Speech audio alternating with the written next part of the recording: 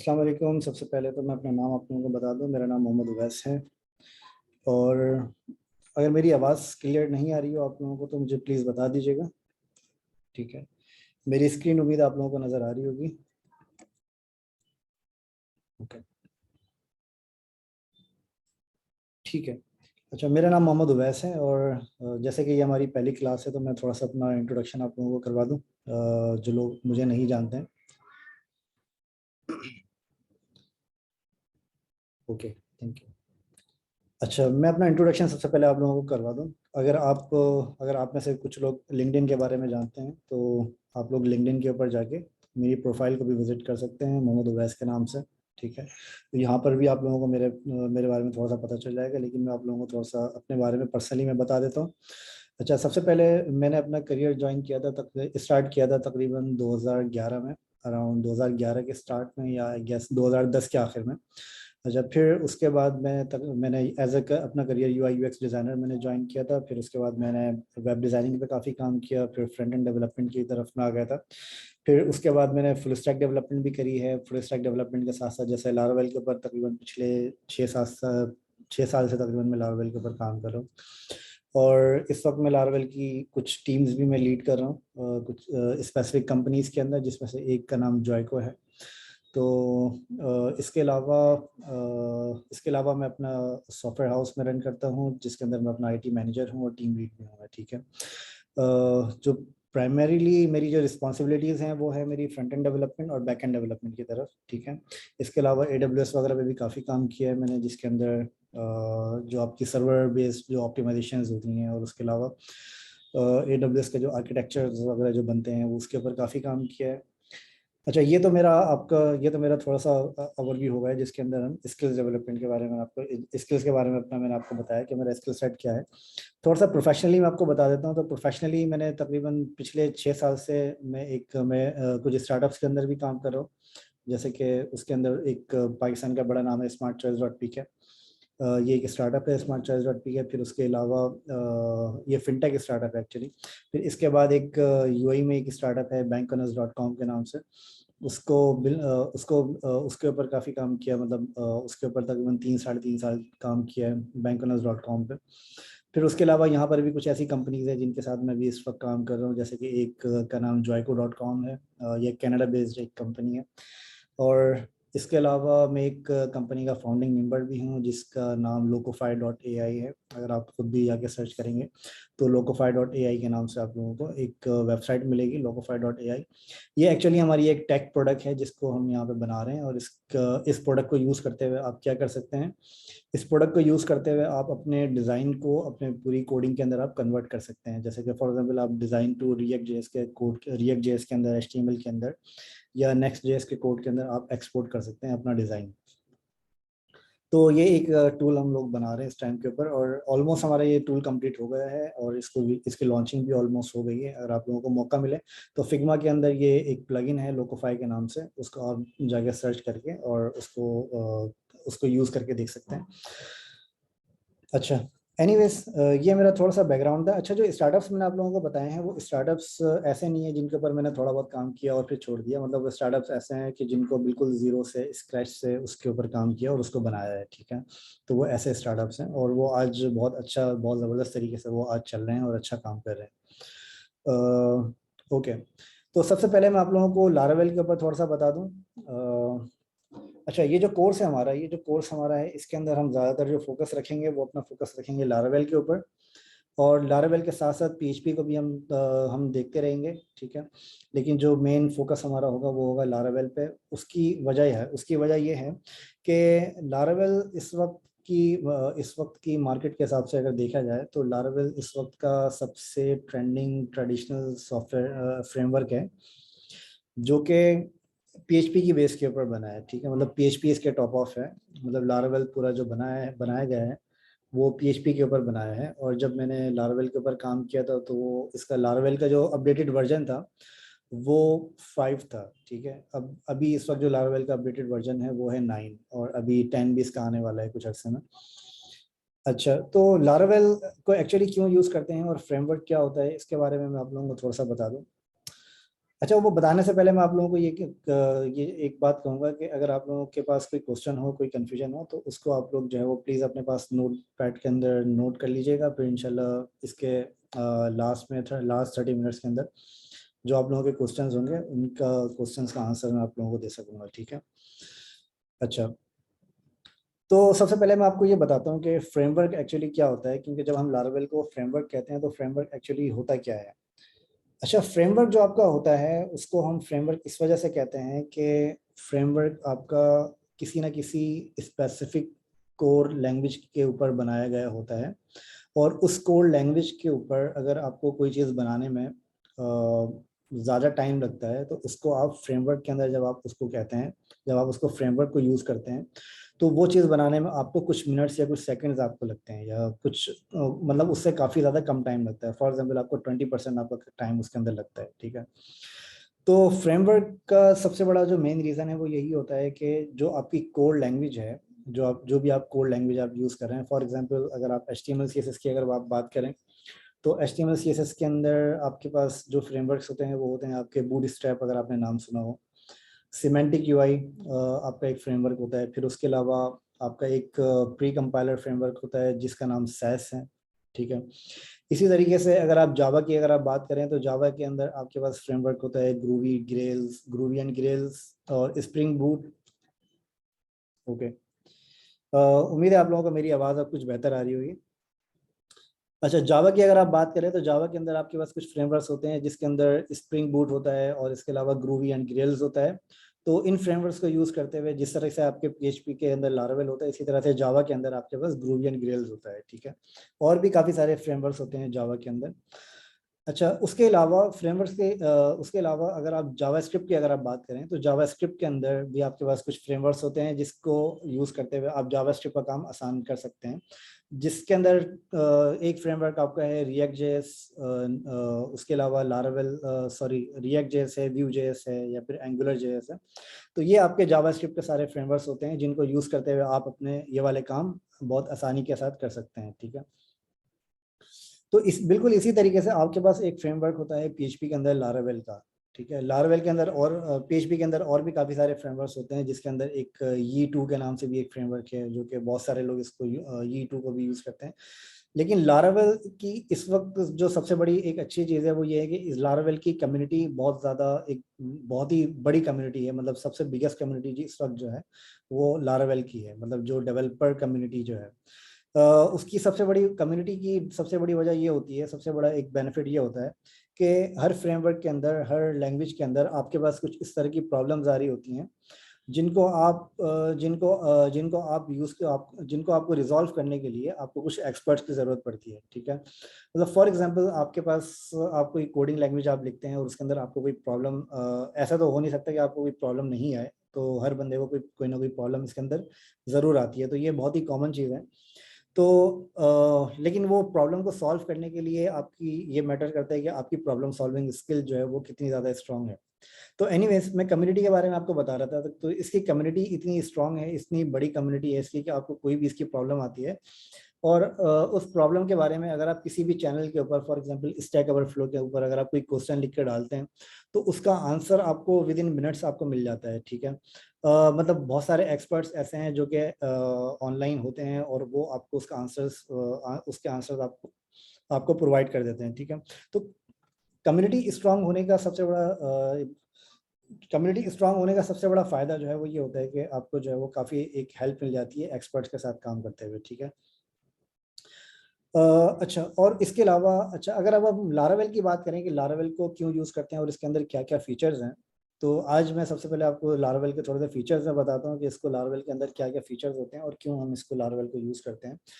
अच्छा, लारावेल को यूज़ करने का सबसे बड़ा रीज़न ये होता है कि जो लारावेल के अंदर जो इसकी मैनेजमेंट होती है, जो इसका आपको कोडिंग राइटिंग स्टाइल जो आपका होता है, वो इसके अंदर काफ़ी ज़्यादा इसका एक अच्छा राइटिंग स्टाइल है और इसका जो स्ट्रक्चर होता है वो स्ट्रक्चर लारावेल MVC स्ट्रक्चर को फॉलो करता है, जिसके अंदर MVC अगर आपको पहले से नहीं पता तो MVC का मतलब होता है मॉड्यूल व्यू कंट्रोलर, ठीक है।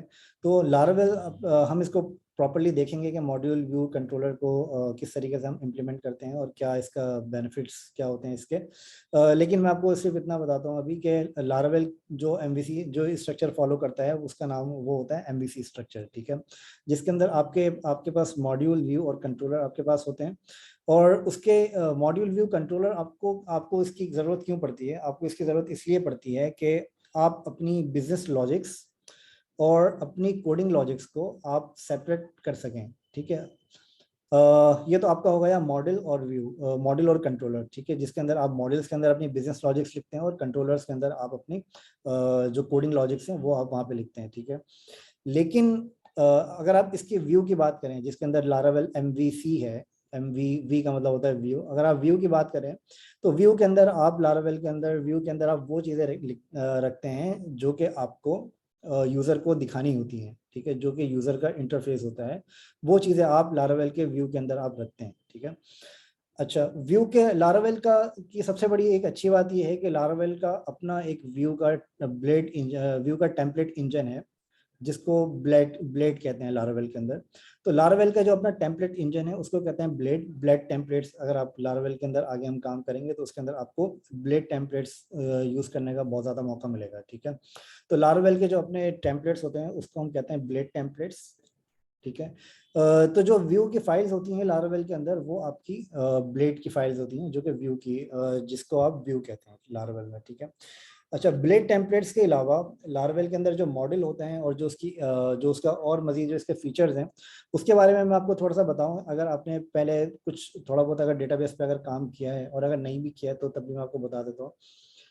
तो लारावेल की जो सबसे अच्छी बात है वो ये है कि लारावेल के अंदर जो डेटाबेसेस होते हैं, जो डेटाबेस होता है, जो टेबल्स होते हैं, जो कॉलम्स होते हैं, तो सबसे एक अच्छी चीज़ लारावेल के अंदर ये है कि आपके डेटाबेस की क्यूरीज के अंदर लारावेल बहुत ज़बरदस्त एक रोल प्ले करता है, जिसके अंदर लारावेल का अपना एक इंजन है, अपना एक सिस्टम है जिसको हम कहते हैं एलोक्वेंट, ठीक है। एलोक्वेंट अगर आप यहाँ पे जाएंगे तो आपको यहाँ पे नजर आएगा डेटाबेस और एलोक्वेंट, ठीक है। अगर आप यहाँ पे डेटाबेस के अंदर जाते हैं,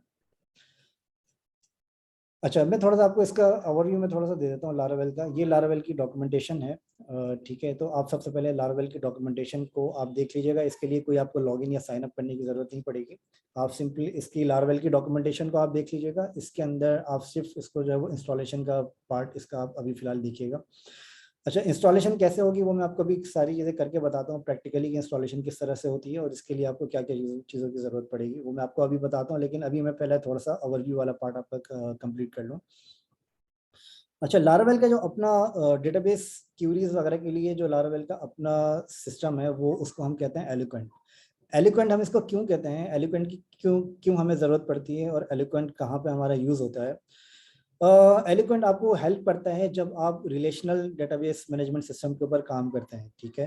तो रिलेशनल डेटाबेस मैनेजमेंट सिस्टम के ऊपर जब आप काम करते हैं तो एलोक्वेंट आपको बहुत ज़्यादा हेल्प करता है। रिलेशनल डेटाबेस क्या होता है ये मैं आपको प्रॉपर्ली आगे जाके बताऊंगा कि रिलेशनल डेटाबेस क्या होता है और कैसे बनाए जाते हैं और इसकी क्यों ज़रूरत पड़ती है। लेकिन रिलेशनल डेटाबेस अभी मैं आपको सिंपल इतना बता दूं कि जब आप कोई डेटाबेस क्रिएट करते हैं, जब आप कोई डेटाबेस बनाते हैं तो उस डेटाबेस के अंदर आपके पास मल्टीपल टेबल्स होते हैं, ठीक है। फॉर एग्जांपल आपने एक डेटाबेस बनाया, मैं यहाँ पे आपको थोड़ा सा ये करके मैं बता देता हूँ, थोड़ा सा एक डिज़ाइन स्ट्रक्चर करके मैं आपको बता देता हूँ ताकि आपको क्विकली समझ में आ जाए, ठीक है। फॉर एग्जांपल आपने एक डेटाबेस स्ट्रक्चर बनाया, ठीक है। इस डेटाबेस स्ट्रक्चर के अंदर आपके पास मल्टीपल कॉलम्स हैं, ठीक है, मल्टीपल टेबल्स हैं। टेबल्स आपके क्या क्या हो सकते हैं? फॉर एग्जांपल आपके पास डेटाबेस के अंदर आपके पास एक यूजर्स का टेबल है, ठीक है, जिसके अंदर आप अपने यूजर्स मैनेज करते हैं फॉर एग्जांपल, ठीक है। यूजर्स के अलावा आपके पास टेबल है, यूजर्स के अलावा आपके पास टेबल है यूजर सब्जेक्ट्स, ठीक है। फिर इसके अलावा आपके पास टेबल है सब्जेक्ट कैटेगरीज, ठीक है। अच्छा, फिर इसके अलावा आपके पास टेबल है इंक्वायरीज। ये मैं एक एग्जांपल आपको दे रहा हूँ कि ये टेबल्स आपके पास किस तरह के हो सकते हैं। अच्छा, फॉर एग्जांपल आपके पास ये टेबल्स हैं users, subjects, subject categories, enquiries. अच्छा, इसकी बेस्ट प्रैक्टिस ये होती है टेबल के नाम रखने की, ये मैं बाद में आपको इन डिटेल में बताऊंगा, अभी मैंने यहाँ पे लिखा है तो मैं इस वजह से आपको बता रहा हूँ। इसकी बेस्ट प्रैक्टिस ये होती है टेबल के नाम रखने की कि आप इसके अंदर प्लूरल फॉर्म आप यहाँ पे यूज़ करते हैं, सिंगुलर फॉर्म आप यूज़ नहीं करते। तो जैसे कि मैं यहाँ पे चाहूँ तो मैं यूज़र भी लिख सकता था, लेकिन इसको हम यूज़र से भी ये काम करेगा आपका, लेकिन बेहतर ये कि आप इसके अंदर प्लूरल फॉर्म यूज़ करें। प्लूरल रखने की वजह ये होती है कि हर डेटाबेस के अंदर काफ़ी सारे रिकॉर्ड्स होते हैं, तो इस वजह से इसकी बेस्ट प्रैक्टिस ये होती है कि आप इसको प्लूरल रखें इस फॉर्म को, ठीक है। अच्छा, ये जो डेटाबेसेस आपके होते हैं इसके अंदर आपके डेटाबेस कंबाइन हो सकते हैं। फॉर एग्जांपल आपका एक सब्जेक्ट कैटेगरी है, फॉर एग्जांपल आपकी एक सब्जेक्ट कैटेगरी है टेक्नोलॉजी, ठीक है। मैं यहाँ पे लिख के आपको बता देता हूँ। फॉर एग्जांपल आपके पास एक सब्जेक्ट कैटेगरी है टेक्नोलॉजी, ठीक है। इस कैटेगरी के अंदर फॉर एग्जांपल मैं यहाँ पे लिख देता हूँ टेक्नोलॉजी, एक मैं यहाँ पे लिख देता हूँ मैथमेटिक्स या एकेडमिक्स,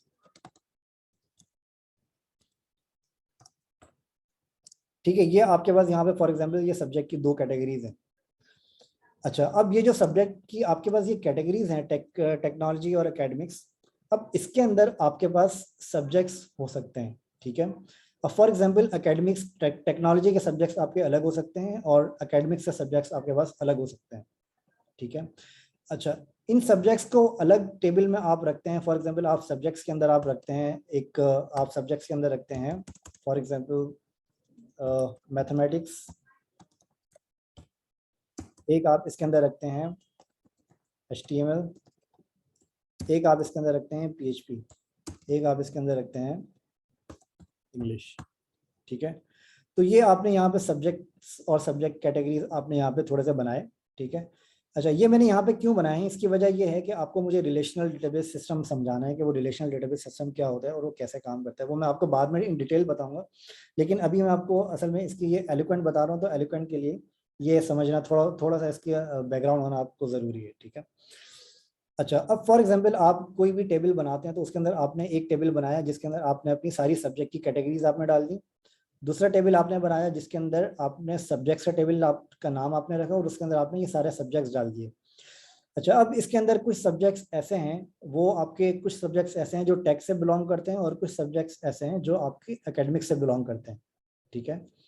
तो जो सब्जेक्ट्स आपके टेक से बिलोंग करते हैं वो आपके टेक से लिंक होने चाहिए, और जो सब्जेक्ट्स आपके एकेडमिक से बिलोंग करते हैं वो आपके एकेडमिक से लिंक होना चाहिए, ठीक है। तो उनको लिंक करने के लिए हम क्या करते हैं कि हर टेबल के अंदर आपके पास कुछ कॉलम्स होते हैं, ठीक है। हर टेबल के अंदर आपके पास कुछ कॉलम्स होते हैं। फॉर एग्जांपल आपने ये एक टेबल बनाया, इस टेबल का नाम है आपका सब्जेक्ट्स, ठीक है। इसके अंदर आपके पास एक कॉलम है आईडी का, एक कॉलम है आपके पास नेम का, ठीक है। यहाँ पे मैं 3 कॉलम्स मैंने यहाँ पे बनाए। तो आप ये मत सोचिएगा कि मैं डिज़ाइन यूज़ कर रहा हूँ, तो मैं सिर्फ आपको समझाने के लिए कि आपको समझने में आसानी हो, सिर्फ इस वजह से मैं ये यूज़ कर रहा हूँ। मतलब नॉर्मल ट्रेडिशनल तरीके से भी मैं आप लोगों को समझा सकता हूँ, लेकिन बेहतर है कि आप लोगों को क्विकली समझ में आ जाए, ठीक है। अच्छा, फॉर एग्जांपल आपके पास ये 3 कॉलम्स हैं। ये कॉलम्स की यहाँ पे हमें क्यों ज़रूरत पड़ती है? कॉलम्स की हमें यहाँ पे ज़रूरत पड़ती है कि हम यहाँ पे सब्जेक्ट का टाइटल और सब्जेक्ट के अलग अलग एट्रीब्यूट्स हम सेव कर सकें, ठीक है। फॉर एग्जांपल मैं यहाँ पे इसका नाम रखता हूँ, कॉलम का नाम नेम, ठीक है।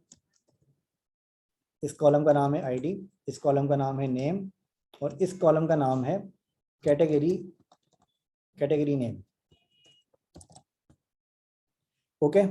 तो ये आपके पास एक टेबल है सब्जेक्ट्स का, ठीक है। इस टेबल के अंदर आपके पास ये 3 अलग अलग कॉलम्स हैं, ठीक है।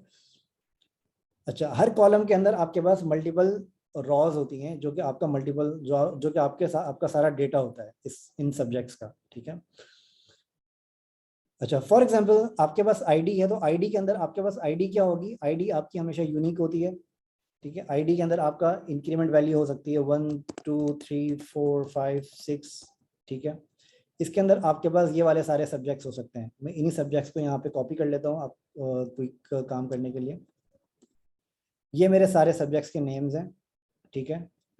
इसके अंदर मैथमेटिक्स, HTML, PHP और इंग्लिश। अच्छा, अब इन सब्जेक्ट्स को मुझे क्या करना है? इन सब्जेक्ट्स को मुझे लिंक करना है अपनी कैटेगरी से। अभी तो आपने सारे सब्जेक्ट्स इसी तरह से यहाँ पर डाल दिए, लेकिन इस टेबल के अंदर हमें नहीं पता कि कौन से सब्जेक्ट की कैटेगरी क्या है। फॉर एग्जाम्पल अगर मैथमेटिक्स है तो इसकी कैटेगरी एकेडमिक्स होनी चाहिए, लेकिन हमें इस टेबल के अंदर तो नहीं पता कि इसकी कैटेगरी क्या है। तो इसको लिंक करने के लिए हम क्या करते हैं कि इस टेबल के अंदर हमने एक कॉलम ऐड किया कैटेगरी नेम। अच्छा, नेम यहाँ पे नहीं होता है, ये आईडी होती है, मतलब कैटेगरी जिस तरह से आपके पास ये एक आईडी आ रही है, इसी तरीके से आपके पास यहाँ पे कैटेगरी की आईडी यहाँ पर आती है, ठीक है। तो ये आईडी से आप क्या करते हैं कि अपने डेटाबेस को मल्टीपल टेबल्स से रिलेट करते हैं, मतलब अपने डेटा को मल्टीपल टेबल्स के साथ रिलेट करते हैं। अच्छा, फॉर एग्जांपल आपके पास यहाँ पे आईडी है, आपके पास यहाँ पे दो अलग अलग कॉलम है। फॉर एग्जांपल टेक्नोलॉजी की आईडी है 1 और एकेडमिक्स की आईडी है 2, फॉर एग्जांपल, ठीक है। तो इसी तरीके से मैं यहाँ पे बताऊंगा कैटेगरी नेम की बजाय मैं बताऊंगा कैटेगरी आईडी। कैटेगरी आईडी में मैथमेटिक्स की आईडी कैटेगरी क्या होनी चाहिए, मैथमेटिक्स की कैटेगरी होनी चाहिए फॉर एग्जांपल एकेडमिक्स। तो एकेडमिक्स की आईडी मैंने क्या रखी है 2, ठीक है। और HTML है तो HTML की आईडी क्या होनी चाहिए, वो होनी चाहिए जो टेक्नोलॉजी की आईडी है, वो है आपकी 1। इसी तरह से PHP की भी आपकी टेक की आईडी है और इंग्लिश की आपकी एकेडमिक्स की आईडी है, ठीक है। तो इस तरीके से हम अपने डेटाबेस को हम अपने डेटा को एक दूसरे में आपस में रिलेट करते हैं। हम इसको और ज़्यादा डिटेल में जाके देखेंगे। लेकिन जो आपका रिलेशनल डेटाबेस होता है, वो रिलेशनल टेबल्स जो आपके होते हैं वो आपके इसी तरीके से मैनेज हो रहे होते हैं कि आपका जो सारा डेटा है वो आपका एक दूसरे से लिंक हो, एक दूसरे से कनेक्टेड हो, ठीक है।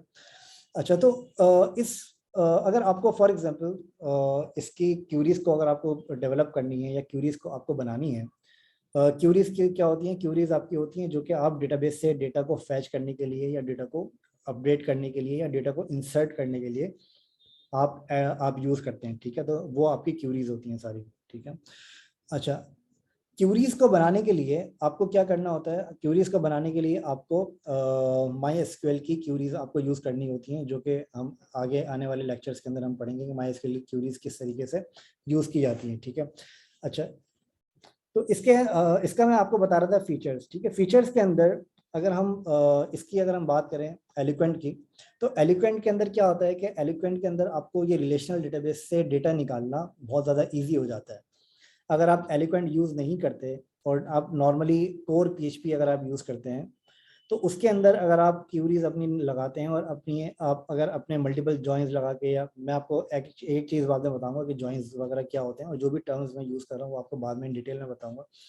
लेकिन अभी इसका फीचर मैं आपको बता रहा हूँ कि एलोक्वेंट का जो फीचर है वो ये है कि आपको जो है वो रिलेशनल डेटाबेस से डेटा को फैच करने में, इंसर्ट करने में, मॉडिफाई करने में काफ़ी ज़्यादा आसानी देता है लारावेल आपको, ठीक है। अदरवाइज आपको PHP के अंदर एक बहुत लंबा कोड आपको लिखना पड़ता है। लारावेल के अंदर वो काम आपका विद इन एक ही लाइन के अंदर, 2 लाइन के अंदर आपका वो काम हो जाता है। लेकिन अगर आप इसको नॉर्मली PHP पे अगर आप बनाने जाएंगे तो वो काम आपका जो है वो काफ़ी ज़्यादा टाइम लेगा, मतलब वो आपके काफ़ी सारे लाइंस ऑफ कोड आपके हो जाते हैं। समटाइम ये thousands of lines of code आपके हो जाते हैं, जिसके अंदर आपका सिर्फ डेटा की जो मैनिपुलेशन है वो आपकी चल रही होती है, ठीक है। तो ये एक इसका लारावेल का बहुत अहम फीचर है एलोक्वेंट का। इसके ऊपर आपको बहुत ज़्यादा काम करना पड़ेगा और बहुत अच्छे तरीके से इसके ऊपर प्रैक्टिस करनी पड़ेगी, ठीक है। अच्छा, फिर इसके बाद आपके पास आ जाता है लारावेल के अंदर कुछ और भी काफ़ी सारी चीज़ें आ जाती हैं, जैसे कि लारावेल आपको ऑथेंटिकेशन का एक बहुत ज़बरदस्त, एक बहुत अच्छा स्ट्रॉन्ग सिस्टम देता है कि आप लारावेल के अंदर जो लॉगिन, रजिस्टर, साइनअप वगैरह है वो आप बहुत अच्छे तरीके से लारावेल के अंदर मैनेज कर सकते हैं, ठीक है। अच्छा, लारावेल का एक तो ये ऑथेंटिकेशन का आपको मैंने बताया कि इसके अंदर, और लारावेल आपको अपना सेल्फ ऑथेंटिकेशन सिस्टम देता है। अच्छा, ऑथेंटिकेशन के अंदर लारावेल के मल्टीपल फ्रेमवर्क्स हैं अलग अलग, मतलब मल्टीपल मॉड्यूल्स हैं लारावेल के अलग अलग, जिसके अंदर से एक लारावेल का मॉड्यूल है पासपोर्ट। मैं अगर आप यहाँ पे सर्च करेंगे तो आपको यहाँ पे मिल जाएगा, लारावेल का एक मॉड्यूल है पासपोर्ट, ठीक है, लारावेल पासपोर्ट। इसी तरीके से एक मॉड्यूल है लारावेल का सैंक्टम। बहुत सारे प्रोफेशनल डेवलपर्स को ये सैंक्टम के बारे में भी नहीं पता होता, तो लारावेल का एक मॉड्यूल है सैंक्टम, ठीक है। तो आप लारावेल के अंदर पासपोर्ट या सैंक्टम दोनों में से किसी को भी यूज कर सकते हैं। तो दोनों ही लारावेल के बहुत काफ़ी स्ट्रॉन्ग जो है वो ऑथेंटिकेशन के मॉड्यूल्स हैं, जो कि आपको लॉगिन, साइन अप वगैरह के अच्छे फीचर्स आपको देते हैं। इवन के अगर आप कोई APIs बनाना चाह रहे हैं, API के मैं नेक्स्ट स्टेप पे API के बारे में बताता हूँ आपको कि APIs क्या होती हैं, ठीक है। तो लारावेल के अंदर ये आपके पास ऑथेंटिकेशन का एक बहुत अच्छा और बहुत स्ट्रॉन्ग सिस्टम देता है आपको, ठीक है। अच्छा, इसके अलावा एक बहुत ज़बरदस्त लारावेल का एक फीचर है जो कि आपको नॉर्मली आपको सारे फ्रेमवर्क्स के अंदर नहीं मिलता, लेकिन लारावेल के अंदर वो फीचर आपको मिलता है। लारावेल के अंदर एक होते हैं आपके माइग्रेशंस, ठीक है। माइग्रेशंस लारवेल के अंदर आपको हेल्प करते हैं अपने डेटाबेस का स्ट्रक्चर या डेटाबेस का जो स्कीमा होता है उसको मेंटेन करने के लिए, उसको मैनेज करने के लिए। अच्छा, इसकी काफ़ी ज़्यादा बेस्ट प्रैक्टिसेस होती हैं डेटाबेस के स्कीमा को मेंटेन करने के लिए, लेकिन यहाँ पे स्पेशली पाकिस्तान के अंदर मैंने ये देखा है कि जो प्रोफेशनल जो डेवलपर्स होते हैं, इवन के ऐसे भी डेवलपर्स मैंने देखे हैं यहाँ पे जो के 10-10, 12-12, 15-15 साल से काम कर रहे हैं और लारावेल के ऊपर काम कर रहे हैं, लेकिन वो माइग्रेशंस को फॉलो नहीं करते हैं, ठीक है। तो वो लारावेल की जो माइग्रेशंस होती हैं वो आपको बहुत ही ज़बरदस्त एक स्ट्रॉन्ग एक उसका लारावेल को डेटाबेस को मैनेज करने का, डेटाबेस की स्कीमा को स्ट्रक्चर को मैनेज करने का बहुत ज़बरदस्त और आसान तरीका होता है लारावेल का की माइग्रेशंस। अच्छा, लारावेल के माइग्रेशंस को अगर आप यूज़ करते हैं तो उसके ज़रिए आप क्या कर सकते हैं, लारावेल के माइग्रेशंस के ज़रिए आप अपने डेटाबेस के टेबल्स क्रिएट कर सकते हैं, आप अपने डेटाबेस को मॉडिफाई कर सकते हैं, एग्जिस्टिंग टेबल्स को आप मॉडिफाई कर सकते हैं। इवन कि आप जो लारावेल के अलग अलग रिलेशंस आपके बनते हैं अलग अलग डेटाबेस के टेबल्स के, वो आप बहुत आसान तरीके से, बहुत इजी तरीके से आप बना सकते हैं, ठीक है। तो लारावेल की जो माइग्रेशंस होती हैं वो माइग्रेशंस आपकी बहुत ज़्यादा स्ट्रांग होती हैं लारावेल के अंदर। अगर आप ये डेटाबेस के अंदर लारावेल के अंदर जाएंगे तो यहाँ पे आपको लारावेल की माइग्रेशंस भी बहुत अच्छे तरीके से आपको यहाँ पे नजर आएंगी। इसकी जो डॉक्यूमेंटेशन है वो लारावेल के माइग्रेशंस को काफ़ी अच्छे तरीके से बताया हुआ इन्होंने। हम इसको आगे जाके इन डिटेल देखेंगे कि लारावेल के माइग्रेशन को किस तरीके से आप यूज़ करते हैं और किस तरीके से आप लारावेल का डेटाबेस बनाते हैं और आप किस तरीके से इसके जो अलग अलग टेबल्स हैं वो कैसे मॉडिफाई करते हैं, डेटा फैच कैसे करते हैं, उसको अपडेट कैसे करते हैं। ये सारी चीज़ें हम आने वाले लेक्चर्स के अंदर हम देखेंगे। अच्छा, एक तो मैंने आपको इसका बताया लारावेल की माइग्रेशंस के बारे में। अच्छा, लारावेल की माइग्रेशंस के अलावा आपके पास लारावेल के अंदर एक और ऑप्शन होता है, वो होता है आपके पास सीडिंग, ठीक है। सीडिंग क्या होती है? समटाइम्स आपको ऐसा होता है, समटाइम्स ऐसा होता है कि आपको अपना डमी डेटा क्रिएट करना होता है, ठीक है।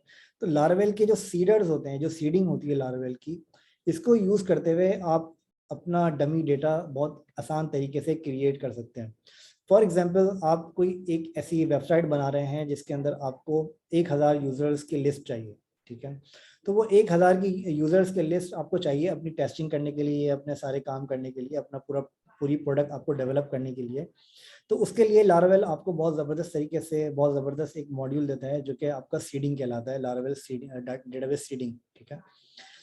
अच्छा, जो डेटाबेस सीडिंग आपके पास होती है लारावेल के अंदर, इसको यूज़ करते हुए आप अपने मल्टीपल सीडर्स आप यहाँ पे बना सकते हैं, आप multiple data amount of data आप यहाँ पे क्रिएट कर सकते हैं, जनरेट कर सकते हैं डेटा, ठीक है।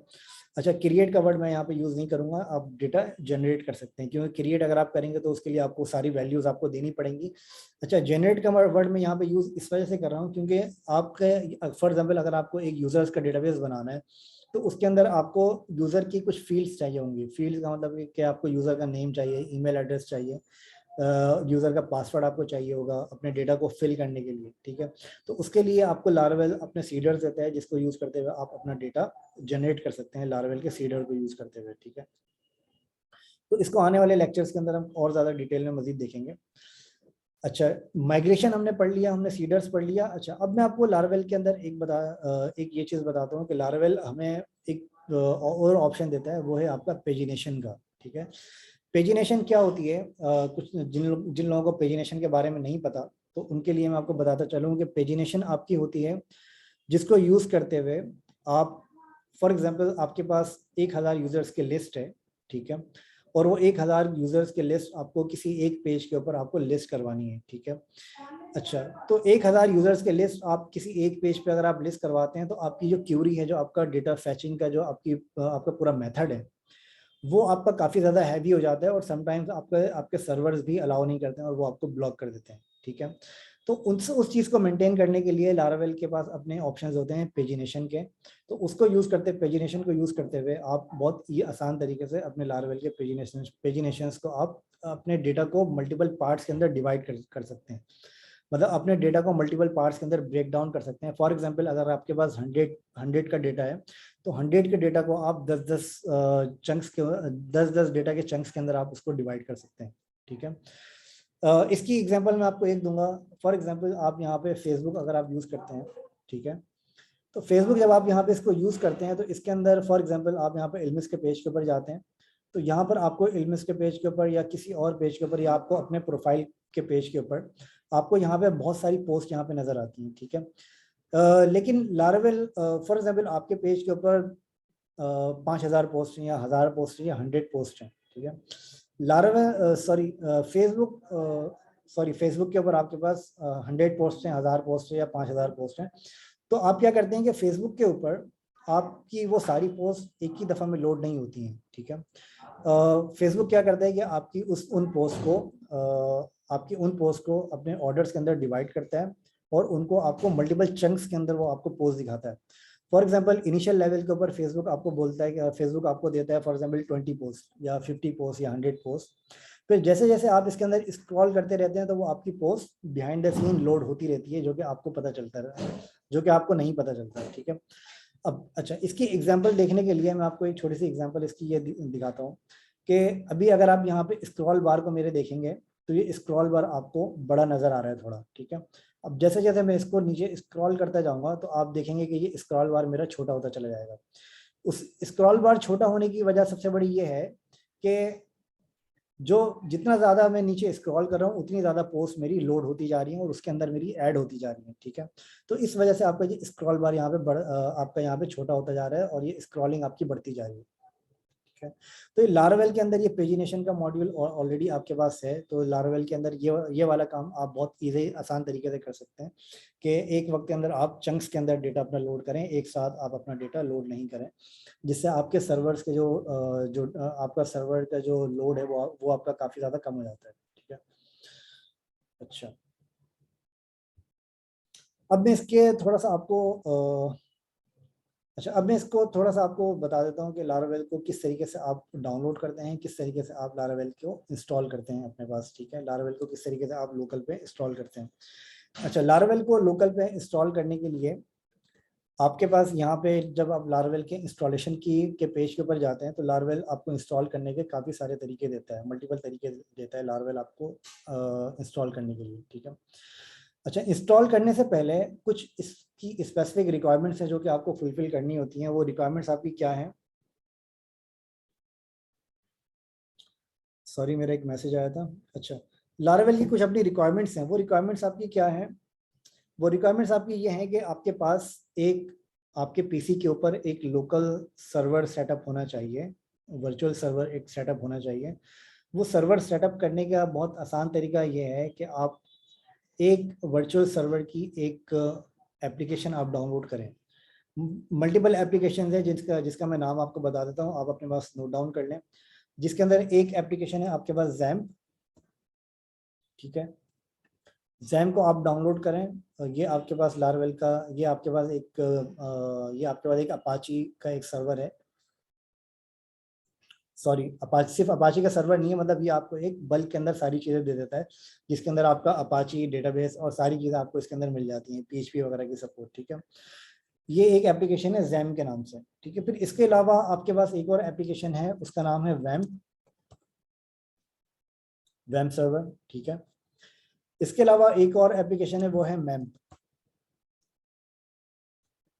इन तीनों में से कोई भी एप्लीकेशन आप अपने पास इंस्टॉल कर सकते हैं। ये आपको इन तीनों एप्लीकेशन की खास बात ये है कि ये आपको एक इस तरह की ये आपको एक बल्क के अंदर सारी चीज़ें दे देता है, जो कि आपको एक ही एप्लीकेशन के अंदर सारी चीज़ें मिल जाती हैं, जिसके अंदर आप अपना लोकल पे डेटाबेस सेटअप कर सकते हैं, अपाची रन कर सकते हैं, पीएचपी रन कर सकते हैं, और कोई भी आपको लैंग्वेज अगर आपको लोकल पे सर्वर के ऊपर आपको चाहिए तो वो इन एप्लीकेशंस को यूज़ करके आप ईजिली वो काम आप अपना अचीव कर सकते हैं, ठीक है। तो इनमें ये तीनों एप्लीकेशन नहीं चाहिए, इन तीनों में से कोई एक एप्लीकेशन आप सेटअप कर लें तो वो इनफ है आपके लिए, ठीक है। अच्छा, एक तो ये इसकी रिक्वायरमेंट है। इसके अलावा जब आप ये एप्लीकेशन अपने पास सेटअप कर लेंगे तो एप्लीकेशन आप जब अपने पास लोकल पीसी के ऊपर आप इंस्टॉल कर लेंगे तो इंस्टॉल करने के बाद लारावेल आपको इंस्टॉलेशन के लिए कुछ कमांड्स देता है, ठीक है। वो कमांड्स आपकी क्या होती हैं? फॉर एग्जाम्पल, यहाँ पे अगर आप नीचे आते हैं तो लारावेल आपको बताता है योर फर्स्ट लारावेल प्रोजेक्ट, और इसके अंदर ये इसकी स्टैंडर्ड कमांड है जो कि आप यूज़ करते हैं लारावेल की एप्लीकेशन को क्रिएट करने के लिए, ठीक है। अच्छा, इस कमांड को अगर हम गौर से देखें, मैं थोड़ा सा जूम कर लेता हूँ ताकि आपको क्लियरली नज़र आ जाए। अच्छा, इस कमांड को अगर आप गौर से देखें तो इस कमांड के अंदर लारावेल ने एक वर्ड यूज़ किया है, कंपोजर, ठीक है। अगर आप में से किसी ने नोड यूज़ किया है, npm यूज़ किया है, तो जावास्क्रिप्ट या नोड के लिए जो उसका कंपोजर होता है, जो उसका पैकेज मैनेजर होता है, उसको हम कहते हैं npm, ठीक है। npm जो होता है वो आपका जावास्क्रिप्ट का, नोड का, वो आपका पैकेज मैनेजर होता है। इसी तरीके से लारावेल के लिए जो पैकेज मैनेजर होता है वो, उसको हम कहते हैं कंपोजर, ठीक है। तो कंपोजर के को यूज़ करते हुए आप लारावेल का प्रोजेक्ट बहुत आसान तरीके से क्रिएट कर सकते हैं, ठीक है। इसकी आपकी छोटी सी कमांड है, उसके लिए आपको सबसे पहले कंपोजर इंस्टॉल करना पड़ेगा, ठीक है। कंपोजर इंस्टॉल करने के लिए आपको लारावेल यहाँ पे बता रहे हैं कि before creating your first Laravel project you should ensure that your local machine has a PHP and composer. तो PHP तो आपको मिल जाएगा जैम के जरिए, ठीक है, मतलब आपको ये दोनों चाहिए, PHP भी चाहिए और कंपोजर भी चाहिए। अच्छा, PHP आपको मिल जाता है जैम के जरिए, और कंपोजर के लिए आप सिंपली यहाँ पे लिंक पे क्लिक करेंगे तो आपको कंपोजर यहाँ पे मिल जाएगा, ये वाला, ठीक है।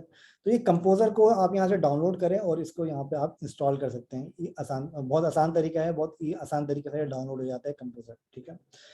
अच्छा, कंपोजर आपको डाउनलोड करना है, इंस्टॉल करना है कंपोजर को, ठीक है। फिर उसके बाद आपको क्या करना होता है,